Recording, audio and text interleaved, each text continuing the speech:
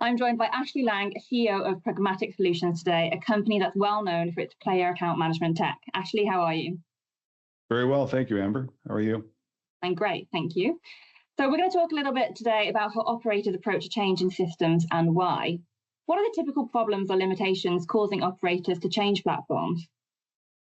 Well, changing platforms is usually born out of frustration. Operators don't approach this decision unless it's motivated by some frustration in their business with their current technology. Typically, that is an inability to execute. It's slowing down their business and they're not able to get their commercial objectives achieved because of technical dependencies.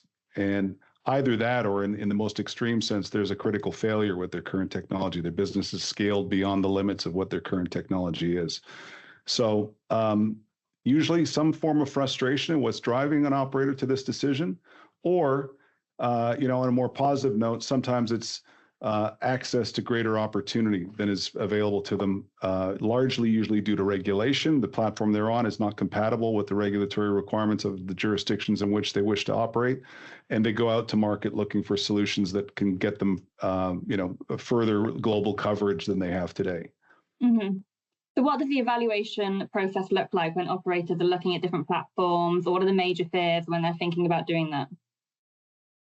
I'd say the biggest fear is because it's born out of frustration. Their biggest fear is they're going to go from, one version of frustration into another version of frustration. That their fear might be that they go through what they view to be a risky and complex process of platform change, only to wind up with some form of the same frustrations they have today. So that necessitates that the platform evaluation process is typically protracted and quite complex. It's approached by operators looking at multiple dimensions, assessing the technology from how the technology would service various aspects of the business, whether it's operations or marketing or the customer relationship management or regulatory and responsible gaming controls. But I think we've discussed this in a recent white paper that we've published. It's available on our website for download. I think you might have had a look at it. It's entitled Pragmatic Solutions, a Pragmatic Approach to Platform Selection, where we discuss the sort of thought process that the operators go through that leads them to this threshold of evaluating platform options. And then we discuss the process by which you should approach platform selection. For many operators, the second fear they have is the migration itself. Am I going to lose data during the migration? Am I going to disrupt my players or disrupt my business in some way during the migration process? How safe a hands is my business going to be in as I transition from my legacy technology to my new platform? I think these are exaggerated concerns if you're in the right hands. Of course, they're legitimate concerns to the business, but we've done many migrations, many large-scale migrations, and with proper planning and proper experience, we have a flawless track record of migrating operators from legacy technology to ours with minimal downtime and little to no disruption to customers other than the downtime itself. And the way that we approach a migration is to try to build into the project plan in that transition some product, tangible, tactile upgrade to the customer at the transition point as well. So new products are being introduced, or there's a website refresh or some other enhancement that means that the change is actually a positive change for the customer.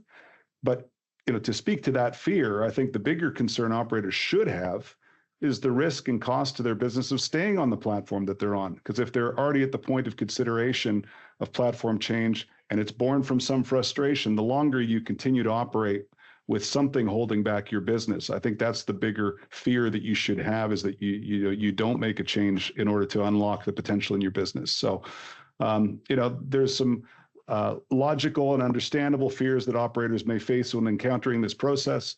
We think they're very manageable. We have a lot of experience in managing them. And we think actually the biggest fear operators should have is technology impeding their success towards their business objectives. And that's really what they should be worried about.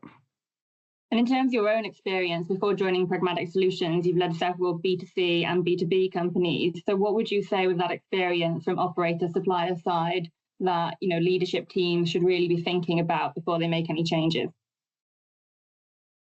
Well, platform is not a static product.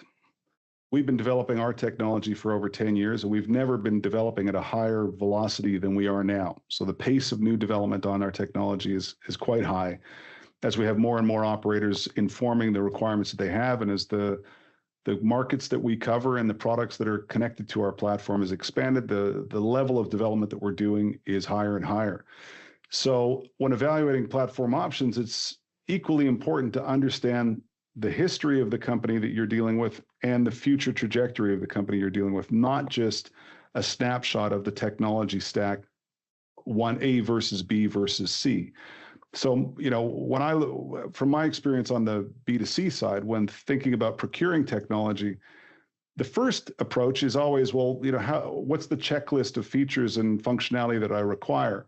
And that's the way many operators we see approach the platform selection process, is simply a snapshot analysis and comparison of one platform against the other. And we think, from my own experience, I think that misses some of the critical reality, is that you're not just procuring technology, you're entering a partnership, a strategic partnership with a technology provider that you're going to count on still retains the engineers that built the technology you're licensing. So as you wish to make change and mature that technology with that partner, you have the know-how within the team to continue to do that without breaking or introducing fracture to the platform as it's being developed upon. And then forward, that partnership means that you have got a company that has the capabilities and the business maturity and processes to be able to support you and move at the same pace as your business. So these are sort of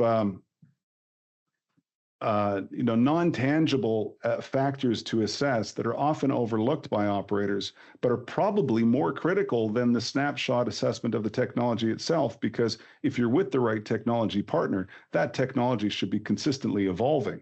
So, what you license today will be very different from what you'll be operating on in a year's time. A more critical view should be applied to who the partner is that you're entering into business with, and are they aligned strategically and incentivized to be aligned with you in the maximizing the commercial objectives of your business. Mm-hmm. That's great. Thank you so much, Ashley. We'll see you soon. Thank you.